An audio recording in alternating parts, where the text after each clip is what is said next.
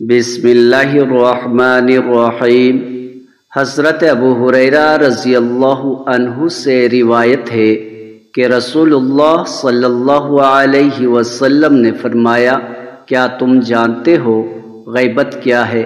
صحابہ کرام نے عرض کیا، اللہ اور اس کے رسول بہتر جانتے ہیں۔ آپ صلی اللہ علیہ وسلم نے فرمایا، تیرا اپنے بھائی کو ان الفاظ سے یاد کرنا جسے وہ ناپسند کرتا ہو۔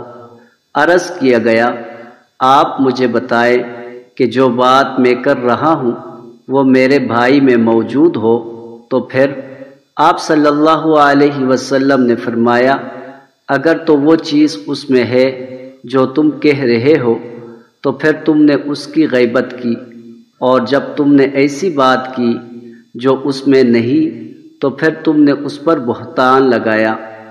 مشکوٰۃ المصابیح حدیث نمبر 4828۔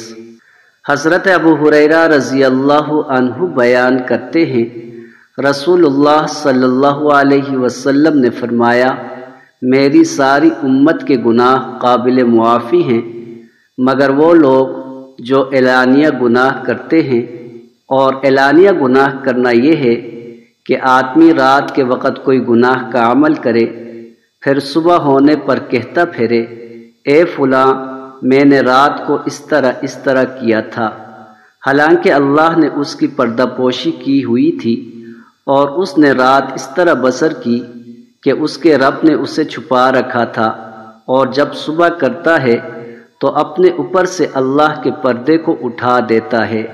مشکوٰۃ المصابیح حدیث نمبر 4830۔